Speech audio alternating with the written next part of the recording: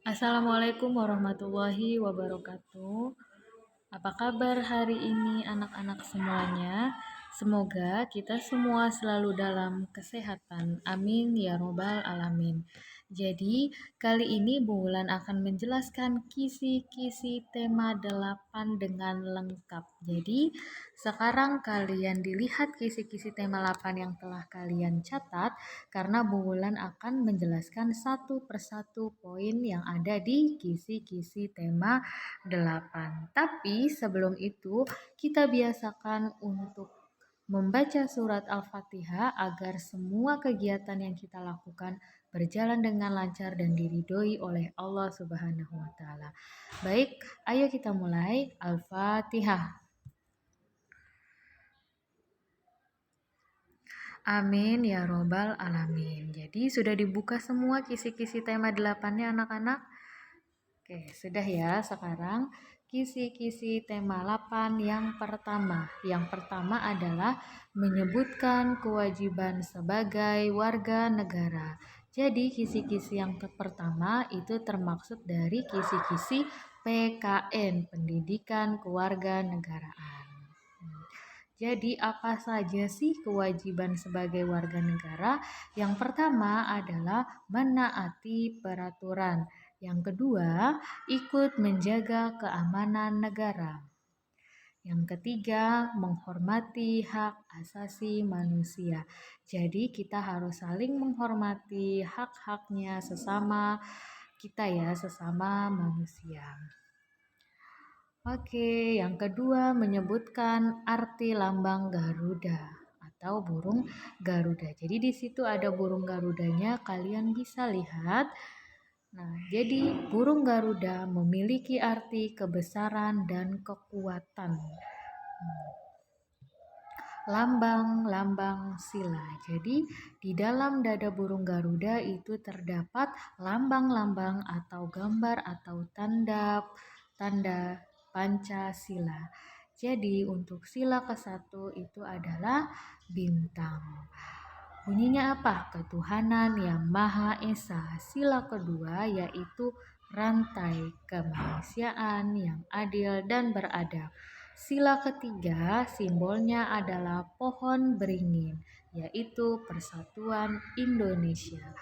Sila keempat, kepala banteng, yaitu kerakyatan yang dipimpin oleh hikmat, kebijaksanaan dalam permusyawaratan perwakilan. Sekarang sila kelima apa? Iya betul, padi dan kapas yang berbunyi keadilan sosial bagi seluruh rakyat Indonesia. Nah, jadi ya di bawahnya ada tulisan yang dicengkram oleh kakinya dari burung Garuda. Di situ ada tulisan Bhinneka Tunggal Ika.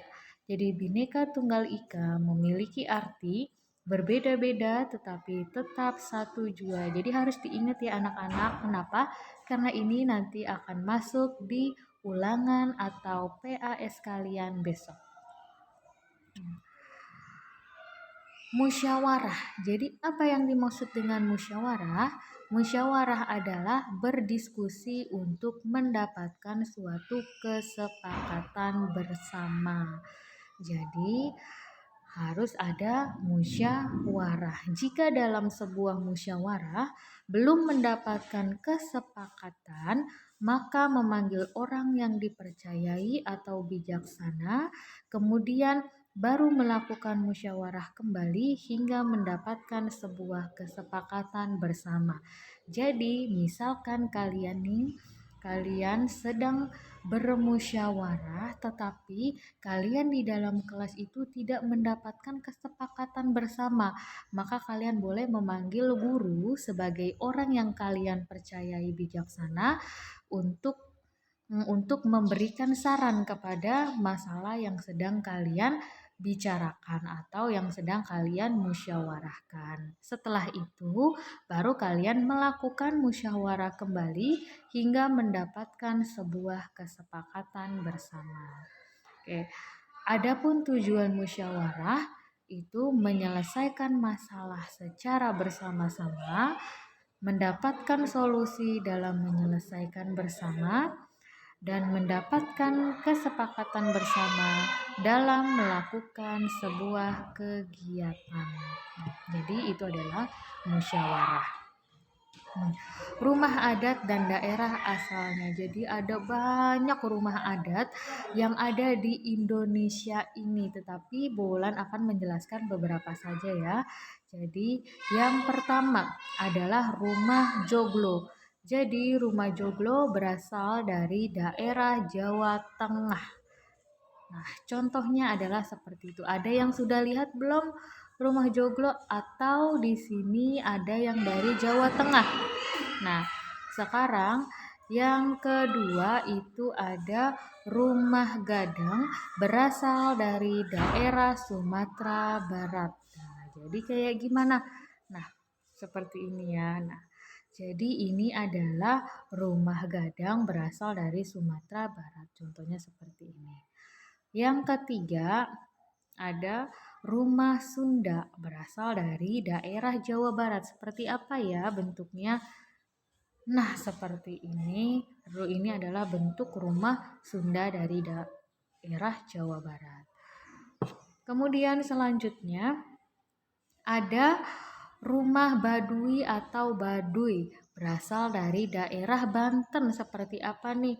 Wow, seperti ini. Masya Allah, banyak banget ya, beragam banget ya rumah adat di daerah Indonesia. Itu adalah keberagaman. Nah, terus selanjutnya ada rumah Lengge. Itu berasal dari daerah Bima NTB. Rumah Lengge itu seperti ini ya. Nah, itu adalah rumah Lengge. Oke, selanjutnya ada pengamalan Pancasila. Coba hubungkan sikap yang berperilaku di bawah dengan lambang sila Pancasila. Tadi yang pertama kita sudah tahu ya lambang-lambang sila ke-1 sampai dengan sila ke-5. Sekarang ini adalah pengamalannya. Turut serta dalam kegiatan kemanusiaan itu adalah pengamalan Pancasila yang keberapa? Ayo. Kemanusiaan yang adil dan beradab itu Pancasila keberapa? Oke, Pancasila kedua. Yang kedua itu lambangnya apa? Tuh, rantai ya. Oke. Kemudian menerima keputusan apapun yang dihasilkan oleh musyawarah. Musyawarah itu apa? Iya, betul. Yang keempat ya, yaitu kepala banteng kerakyatan yang dipimpin oleh hikmat kebijaksanaan dalam permusyawaratan perwakilan. Sekarang gemar menabung dan menghemat uang jajan itu apa ya? Gemar menabung supaya jadi orang kaya, supaya kita berkecukupan untuk masa depan kita itu apa? Ya, itu adalah padi dan kapas, merupakan pengamalan sila ke-5 yaitu keadilan sosial bagi seluruh rakyat Indonesia. Selanjutnya, tidak mengganggu orang lain yang sedang menjalankan ibadah. Kalau berhubungan dengan ibadah itu berhubungan dengan Sang Pencipta. Kalau berhubungan dengan Sang Pencipta itu berhubungan dengan yang menciptakan kita, yaitu Tuhan Allah Subhanahu wa Ta'ala. Itu berarti pengalaman sila keberapa? Pengamalan betul ke-1 yaitu ketuhanan yang Maha Esa dengan lambang bintang. Berarti yang terakhir, bergaul dengan masyarakat tanpa memandang perbedaan suku, agama, ras, dan antar golongan itu adalah persatuan Indonesia. Sila ketiga dengan lambang pohon beringin. Oke, sampai sini sudah paham? Oke, kita lanjut ya. Oke, kita lanjut ke kisi-kisi yang ketiga, yaitu kita disuruh menyebutkan, lambang-lambangnya. Ya, di situ ada kisi-kisinya sudah dilihat. Ternyata kisi-kisi yang ketiga masuk ke dalam bahasa Indonesia. Sekarang di situ ada lambang apa yang pertama? Ya, betul, lambang burung Garuda. Jadi, burung Garuda adalah lambang negara Indonesia. Jadi diingat ya. Garuda memiliki arti kebesaran dan kekuatan. Nah, itu diingat karena ini akan masuk ke dalam soal kalian besok. Oke, yang itu apa? Bendera merah putih. Bendera merah putih adalah lambang bendera Indonesia. Diingat, merah artinya berani, putih artinya suci. Yang di bawah gambar apa? Yang di bawah gambar tunas kelapa. Jadi, tunas kelapa adalah lambang pramuka, Praja Muda Karana. Jadi usia anggota pramuka siaga itu adalah 7 sampai 10 tahun. Umur kalian kan ada yang 9 ya, ada yang 9, ada yang 8. Jadi kalian masuk ke dalam anggota pramuka siaga. Jadi siapa sih Bapak dari Pandu Pramuka Indonesia? Diingat ya anak-anak. Bapak Pandu Pramuka Indonesia adalah Sri Sultan Hamengkubuwono ke-9. Itu adalah Bapak Pandu Pramuka Indonesia. Selanjutnya, kita masuk ke rambu-rambu lalu lintas. Jadi, rambu-rambu lalu lintas memiliki fungsi. Yang pertama, berfungsi untuk ketertiban lalu lintas. Yang kedua, sebagai penunjuk jalan.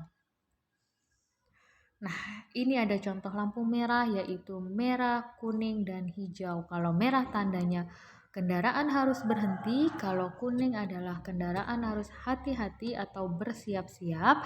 Kemudian yang hijau baru dia jalan, kendaraannya boleh jalan. Oke. Selanjutnya di sini ada contoh lagi. Wah, di situ ada ibu dan anak. Ibu dan anak sedang berjalan di mana tuh? Ya, kalau di pinggir jalan raya itu disebut dengan trotoar. Jadi, trotoar adalah tempat bagi pejalan kaki, diingat ya. Kemudian di sini Bu Wulan sudah kasih beberapa contoh tanda rambu lalu lintas. Jadi diperhatikan baik-baik. Kalau tandanya dengan warna biru seperti itu artinya adalah rambu perintah dan itu wajib untuk dilakukan.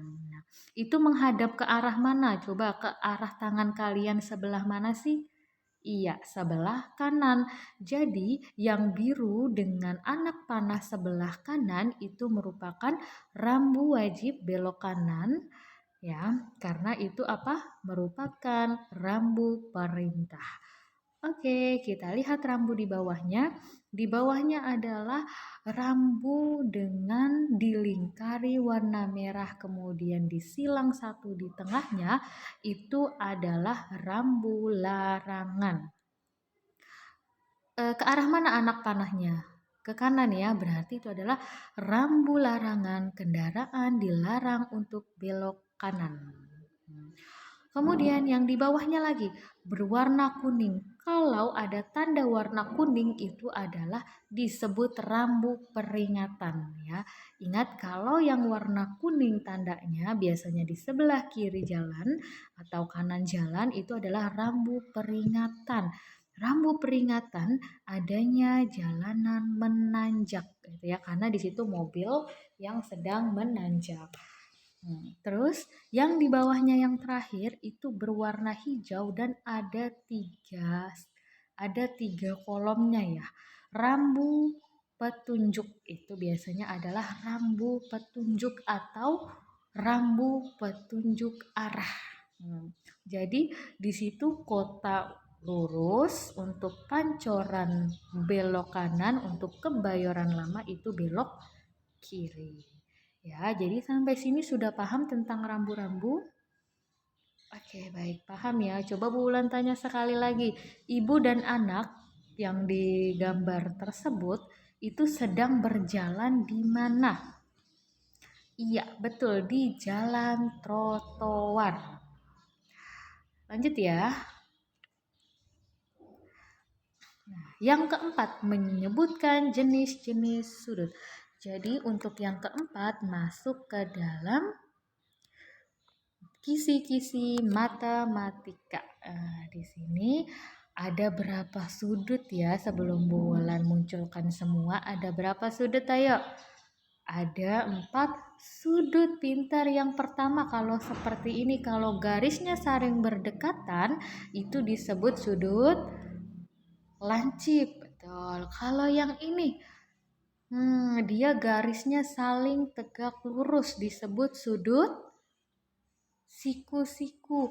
Kalau yang ini, kedua garisnya saling berjauhan, disebut sudut pintar, sudut tumpul. Dan yang terakhir sudah jelas ya, dia lurus, makanya sudut lurus. Sudah ingat semua? Oke, pintar. Sekarang macam-macam bangun datar. Wow, di situ Bu Wulan sudah ada A sampai P yang Bu Wulan taruh di situ ya. Itu adalah bentuk bangun datar semua. Ada pertanyaannya. Jadi kalian jawabnya dengan huruf-huruf aja. Di situ kan ada di tengah-tengahnya huruf ya. Jadi bangun manakah yang memiliki 3 sisi? Yang memiliki 3 sisi. Coba dilihat yang mana yang memiliki 3 sisi. Ayo dilihat, apakah A? Tidak ya. Apakah B?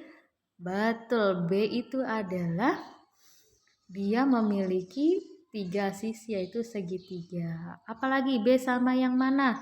B sama yang G. Pintar. Sekarang yang nomor 2, bangun manakah yang memiliki 4 sisi dan panjang semua sisinya sama? Ingat, semua sisinya panjangnya sama.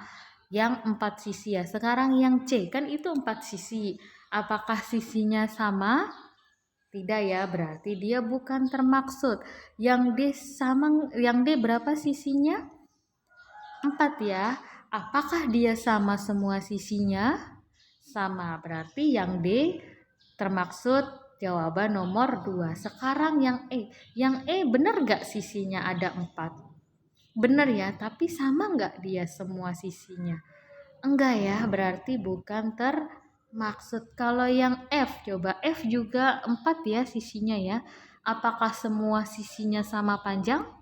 Tidak, berarti bukan termaksud. Coba sekarang sebutkan, boleh sebutkan di komentar, boleh sebutkan aja ketika kalian menonton videonya Bu Wulan, boleh. Jadi bangun manakah yang memiliki 4 sisi dan panjang semua sisinya itu sama? Yang D, betul. Terus yang mana lagi? Yang K, itu juga sisinya sama ya. Yang I juga sama. Yang L juga sama. M dan juga O juga dia sama. Punya 4 sisi dengan semua sisinya sama. Terus yang ketiga, bangun manakah yang memiliki 4 sisi yang sisi-sisi berhadapannya sama panjang? Yang mana?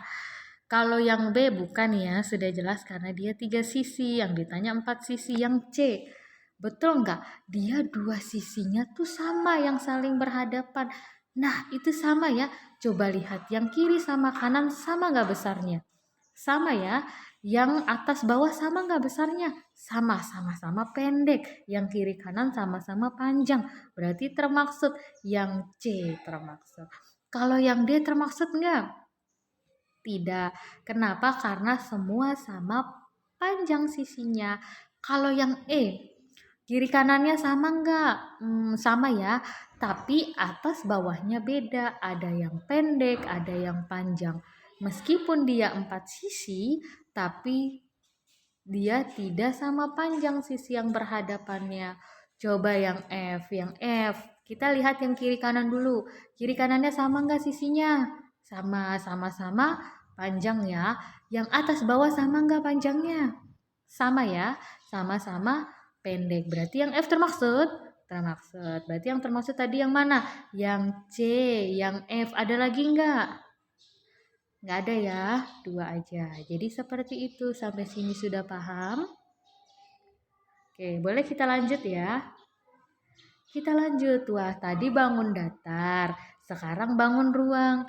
Kalau bangun ruang itu adalah sebuah bangun yang memiliki isi atau volume yang di dalamnya itu dia terisi gitu. Itu disebut dengan bangun ruang ya. Udah langsung contohnya ya. Contohnya, nah, ada kubus, ada balok, kan di situ ada isinya ya, ada ruangannya di tengah-tengah. Kalau tadi bangun datar itu nggak ada dia. Ada limas, ada bola, prisma, tabung, dan kerucut.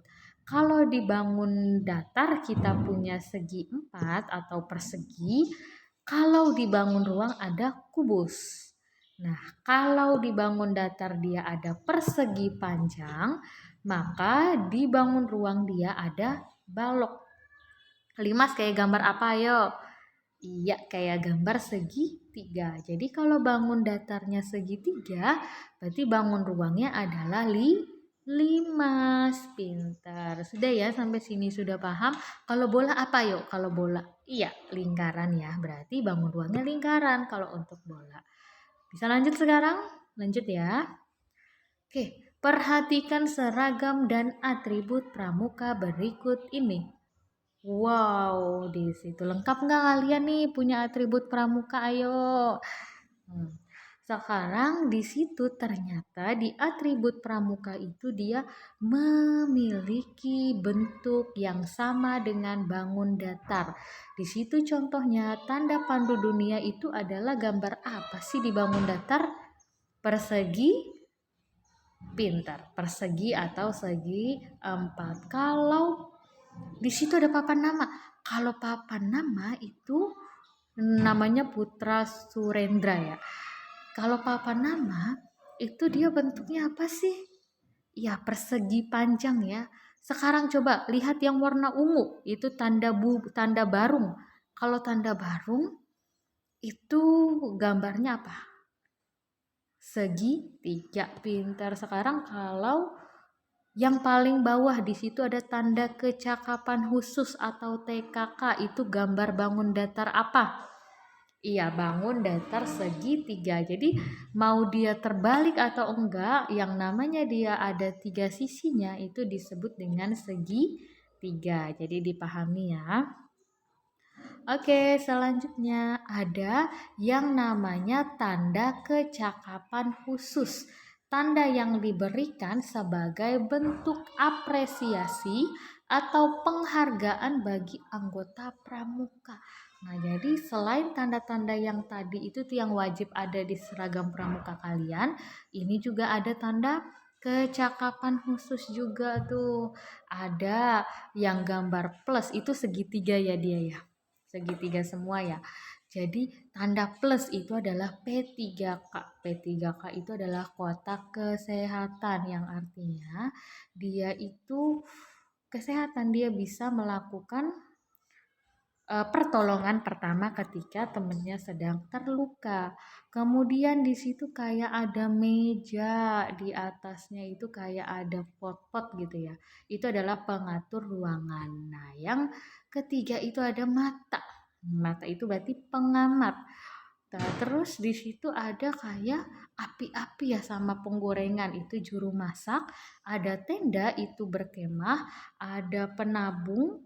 Di situ kayak celengan gitu, penabung. Di situ ada yang kayak mesin jahit itu menjahit, juru kebun, pengaman kampung, dan gerak jalan. Jadi itu adalah tanda kecakapan khusus. Ini kalian harus benar-benar kalian ingat dan pahami karena tanda kecakapan khusus ini dia masuk nanti di ulangan kalian besok ya. Oke, jadi kisi-kisi yang kelima, di bawah ini adalah data buku yang terkumpul dalam kegiatan bakti sosial donasi buku SD IT Al Iman berdasarkan jenisnya. Jadi di sini Bu Wulan sudah punya datanya, di situ ada jenis buku, ada buku cerita, buku komik, buku ilmu pengetahuan, buku keterampilan, kamus, dan buku mewarnai. Jadi buku-buku tersebut ada banyaknya itu sudah ditulis. Jadi buku cerita ada 30, Tetapi buku cerita juga ada yang rusak nih, rusak 4. Berarti sisa bukunya berapa? Kalau 30 yang rusaknya 4, berapa sisanya? Oke, berapa sisanya yuk? Nah, sisanya adalah 26. Terus komik banyaknya 40, tapi ada buku yang rusak yang nggak bisa didonasikan atau kita berikan ke teman-teman yang membutuhkan, ada 2. Berarti 40 kurang 2 berapa? Ya, 38. Terus buku ilmu pengetahuan ada 36, tapi yang 6 rusak. Berarti sisa bukunya berapa? 30. Buku keterampilan 32. Terus yang rusak 4 berapa? 28. Kamus 10, yang rusak nggak ada sama sekali. Ya udah ya, berarti ya 10 gitu. Buku mewarnai 20, yang rusak 2 berapa? Jadi 18. Terus di situ ada pertanyaannya. Ternyata ada beberapa buku yang kondisinya kurang layak diberikan atau rusak. Yang tadi ya, hitung berapa buku yang bisa didonasikan. Tadi kita sudah hitung bersama-sama. Sekarang karena semua bukunya itu mau kita donasikan atau kita berikan ke teman-teman kita yang membutuhkan, kita hitung dulu nih yang di atas tuh yang sisa bukunya. 26 ditambah 38 ditambah 30 ditambah 28 ditambah 10 ditambah 18 berapa? Jadinya adalah 150. Jadi banyak buku yang bisa kita donasikan atau kita berikan itu sebanyak 150. Terus buat diagram jumlah buku yang akan didonasikan itu dalam bentuk diagram. Oke, kita buat dulu. Kita buat garisnya dulu. Set. Oke, buat lagi yang atas. Kemudian kita tulis di bawahnya ada buku cerita, ada komik, ada buku ilmu pengetahuan, ada buku keterampilan kamus, dan juga buku mewarnai. Di situ ada berapa? Ada yang paling banyak berapa sih itu? 38 ya. Berarti kita buat garis 38. Nah, sekarang yang pertama buku cerita ada 26. Berarti lihat angka 26 tuh. Dia harus sejajar dengan angka 26. Itu 26 ya, berarti buku cerita. Sekarang komik yang kedua berapa? 38, berarti harus sesuai dengan 38 yang paling ujung itu ya. Buat 38. Sekarang buku ilmu pengetahuan ada berapa? 30, berarti garisnya itu harus setara dengan 30 sekarang nih batangnya. Nah, kalau buku keterampilan ada berapa? Ada 28. Harus sejajar dengan 28. Dan kamus ada berapa? Ada 10, berarti 10. Nah, buku mewarnai ada berapa? Ada 18. Jadi seperti ini membuat diagram batangnya. Sampai sini ada yang ditanyakan gak anak-anak? Kalau ada yang ditanyakan boleh di kolom komentar, boleh ya. Selanjutnya, kisi-kisi yang keenam, menghafal syair lagu Garuda Pancasila. Ini termasuk dalam SDBP, yaitu seni budaya. Sekarang kalian sudah hafal semua kan? Garuda Pancasila, kayak gitu sudah hafal? Oke, sudah ya.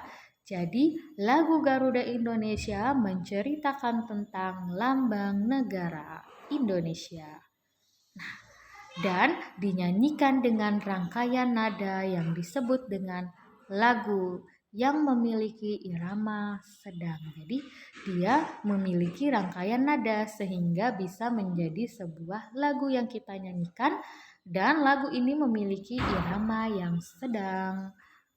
Nah, yang ketujuh, menyebutkan karya seni 2 dimensi. Contohnya seperti apa? 1. Gambar dekoratif. Ingat ya, gambar dekoratif itu adalah gambar karya seni dua dimensi. Terus ada lukisan, ada mozaik, ada kaligrafi, foto, dan juga sulaman. Jadi itu adalah karya seni dua dimensi. Lanjut ke kisi-kisi ke-8, menyebutkan properti tari. Jadi apa aja sih properti tari? Ada piringnya, disebut dengan tari piring. Kan ada ya, pernah lihat nggak tari piring? Pernah ya? Oke, daun kelapa. Nah, jadi ada disebut dengan tari baris kupu-kupu. Terus ada tari pendet. Nah, itu juga termasuk dari tari yang menggunakan propertinya adalah daun kelapa. Jadi apa sih properti? Ya, properti itu adalah alat yang digunakan, yang alat yang mendukung supaya dia terlihat lebih indah gerakan tarinya ya. Terus apalagi ada kipas, disebut dengan tari kipas. Sampai sini sudah paham atau belum? Oke, sudah ya. Oke, terima kasih. Jadi itu saja. Jangan lupa di subscribe, like, dan komen jawaban kalian di kolom komentar ya. Semangat untuk ujian besok anak-anak. Wassalamualaikum warahmatullahi wabarakatuh.